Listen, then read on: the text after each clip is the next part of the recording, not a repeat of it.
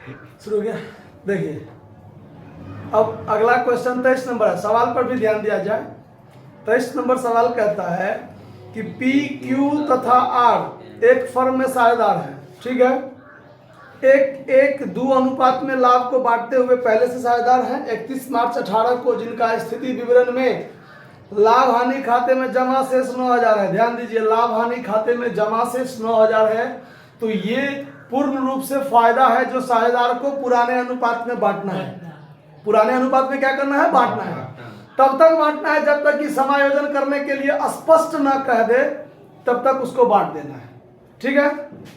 फिर आगे है कामगार क्षतिपूर्ति कोष, कर्मचारी क्षतिपूर्ति कोष। ये क्या होता है जानते हैं? नहीं जानते हैं तो ध्यान दीजिए।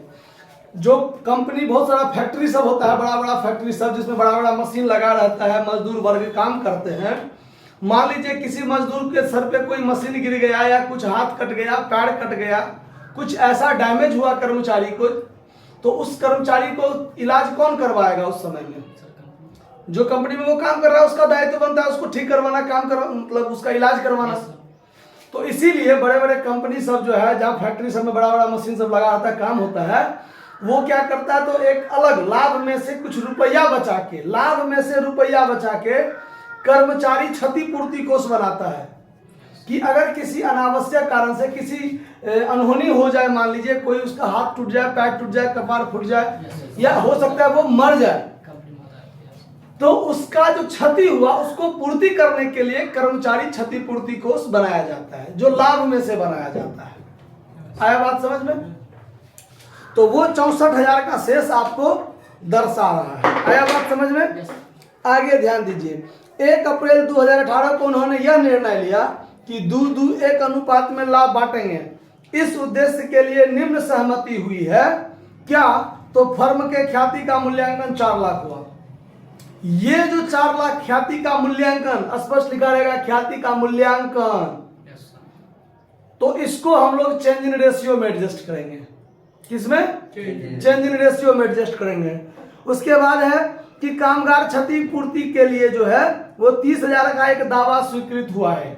मतलब किसी कर्मचारी का हो सकता है हाथ टूट गया हो, उसको प्लास्टर कराने में, दवाई कराने में 30,000 का खर्चा हुआ है, तो वो उसका क्लेम स्वीकार हुआ है। वो उसका क्लेम क्या हुआ है? अब ध्यान दीजिए, 64,000 का कर्मचारी क्षतिपूर्ति कोष है, 64,000 का, जिसमें 30,000 का दावा क्लेम हुआ है। 30,000 का दावा क्या हुआ? तो ये 30,000 का दावा कहां से भरपाई किया जाएगा? उसी 64,000 में से। तो 34,000 का दावा स्वीकार हो गया तो समाप्त हो गया। बाकी उसमें कितना बचा? 30,000। बाकी कितना बचा? नहीं, 64,000 में 30,000 का दावा स्वीकृत हुआ है, तो 34,000 बचा। कितना बचा?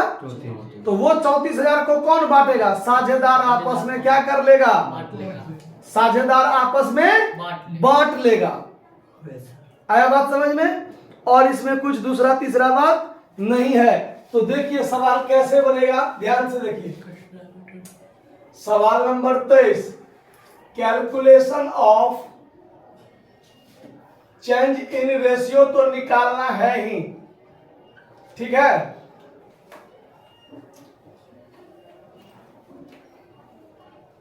साझेदार कौन सा है इसमें? इसमें पार्टनर का नाम, old ratio, new ratio, change in ratio, PQR है साझेदार। PQR, इसमें PQR। पुराना अनुपात क्या था? 1:2। पुराना था 1/4, 1/4, 2/4। नया हो गया 2:1, तो 2×2=4, 1/5, 2/5, 2/5, 1/5। क्लियर? चेंज इन रेशियो निकालना है, तो 4-5 का एलसीएम 20, 5 - 8 -3/20। एलसीएम 20, 5 - 8 -3/20। एलसीएम 20, 5 दूना 10 -4, 6/20। तो ये महानुभाव सेक्रीफाइस किए हैं, ये गेन किए हैं, और ये भी गेन तो चेंज इन रेशियो में तो सिर्फ एक बात का एडजस्ट करना है, गुडविल का जो मूल्यांकन रहेगा, ख्याति का जो मूल्यांकन होगा उसका। बाकी चीज पुराने अनुपात में बांटे जाते हैं, तब तक बांटे जाते हैं जैसे जनरल रिजर्व कहेगा, अनडिवाइडेड प्रॉफिट कहेगा, रिवैल्यूएशन प्रॉफिट कहेगा। आया बात समझ में? तो इस सबको पुराने अनुपात में बांटना है, तब तक पुराने अनुपात में बांटना है जब तक कि एडजस्ट करने के लिए कह न दे। तो यहां पर आपको सिर्फ एडजस्टमेंट करना है गुडविल का, एडजस्टमेंट ऑफ गुडविल। कितना है गुडविल? 4 लाख, यही है ना? हाँ तो बोलिए कम से कम, तब तो पता चलेगा सही है कि नहीं। देखिए अब यहां पीज गेन, पी का गेन कितना होगा? 4 लाख गुने 3/20, तो ये कटेगा आपको 2000 की 20,000, 20,000 दिया 60,000, ठीक है। क्यूज गेन तो इसका भी तो सेम होगा, 4 लाख गुने 3/20 तो 60,000, और आर्स गेन नहीं, आर्स सेक्रीफाइस होगा ना, आर्स सेक्रीफाइस 4 लाख गुने 6/20 तो ये हो जाएगा 1,20,000। आया समझ में? इस बात को समझने में कोई दिक्कत? अब आगे आपको दिया हुआ है, एक है आपका कौन चीज? जनरल रिजर्व है कि लाभ नहीं सहसा है, 9,000 रुपया लाभ आने का जमा शेष। तो ये आपका एक वर्किंग नोट, दूसरा वर्किंग नोट देखिए, profit and loss account cost में क्रेडिट लिख दीजिए, credit balance divided by partners. किस रेशियो में? इन देयर ओल्ड रेशियो में। इसमें बढ़ा जाएगा ना, 1:1 क्या है? 2। इसको बांटिए, तो बांटिएगा तब पीज शेयर, ये 9,000 रुपया था ना, तो 9,000 गुने 1/4 तो शायद 2,250 होगा। क्यूज शेयर 9,000 गुने 1/4 तो 2,250। आर्स शेयर करेंगे तो 9,000 गुने 2/4 तो ये हो जाएगा 4,500। आया बात समझ में? अब चलिए, अब वर्क्समैन कंपनसेशन फंड जो है ना, तो उसका काम हम लोग जर्नल एंट्री में डायरेक्ट कर देंगे, उसका वर्किंग नोट नहीं करते हैं। देखिए कैसे करेंगे। तो जर्नल एंट्री कहता है ना बनाने, तो journal entry in the books of the firm, पहला जर्नल एंट्री बनेगा ये जो गुडविल का एडजस्टमेंट हुआ है उसके लिए। तो गुडविल के एडजस्टमेंट के लिए हम लोग क्या करते हैं? जो गेन करता है उसको डीआर, और जो सेक्रीफाइस करता है उसको करता है ना, तो पी और क्यू को डेबिट करेंगे।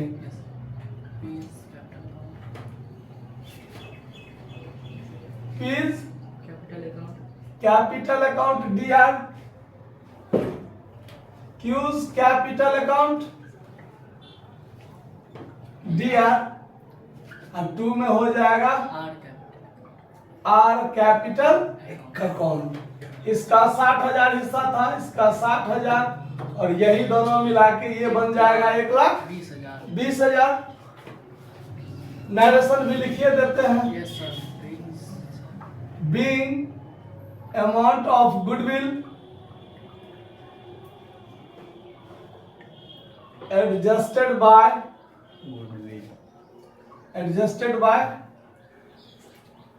partners capital account in their change in ratio, in their change in ratio। ये गुडविल का जो मूल्यांकन होता है वो चेंज इन रेशियो में एडजस्ट होता है ना। अब देखिए, अब ये जो है आपका पीएल अकाउंट, इसको तो बांट कर समाप्त करना है पुराने अनुपात में, तो पीएल अकाउंट का क्रेडिट शेष है, बांटने के लिए डेबिट करेंगे। अब लीजिए profit and loss account DR to P's capital account to Q's capital account to R's capital account. 9000 था, 2250, 2250 और 4500 बांट लिया। Being PL account credit balance जो था divided by partners in their old ratio, ये आपका ओल्ड रेशियो में बताया गया। ठीक है, अब अगला है आपका वर्क्समैन कंपनसेशन फंड। तो वर्क्समैन कंपनसेशन फंड में यदि कुछ क्लेम है तो क्लेम स्वीकृत होगा, तो वो घट जाएगा और बाकी जो बचेगा वो 6000 आपस में क्या कर लेगा, बांट लेगा। तो वर्क्समैन कंपनसेशन फंड का क्रेडिट शेष होता है, लाभ में से बनता है ना, तो उसका कौन सा शेष होता है, क्रेडिट शेष होता है।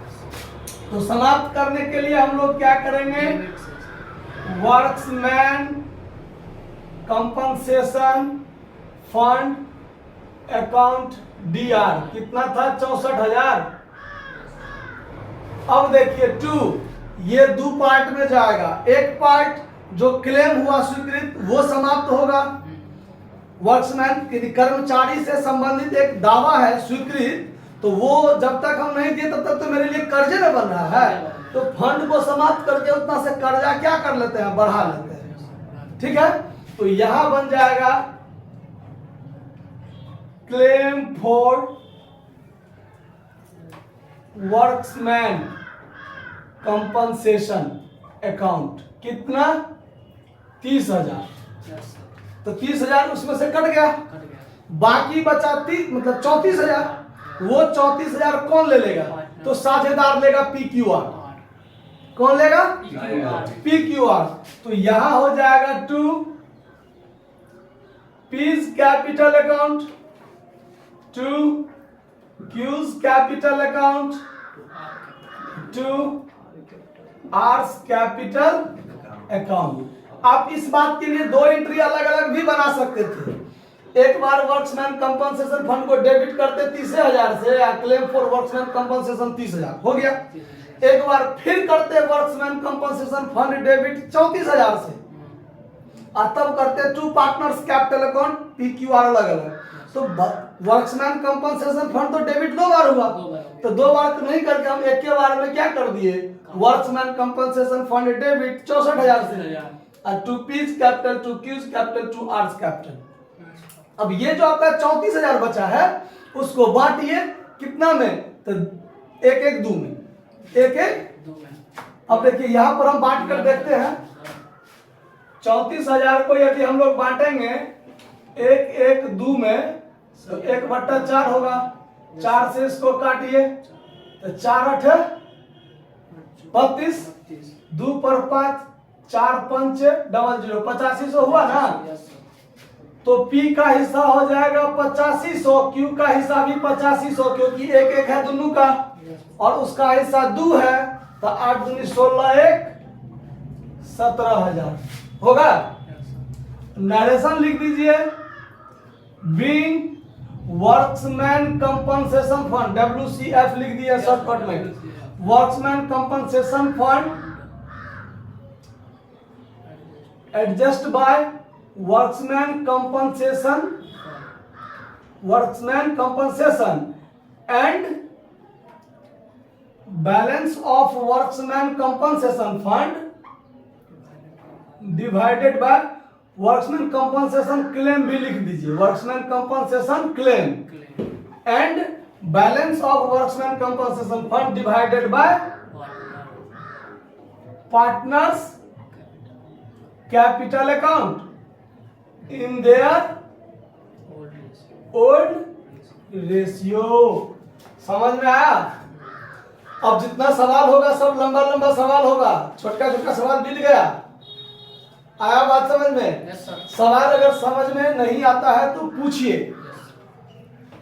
और जो YouTube पर भी देख रहे हैं, अगर आपको दिक्कत हो तो हमारे WhatsApp नंबर पर संपर्क कर सकते हैं, बताएंगे। धन्यवाद।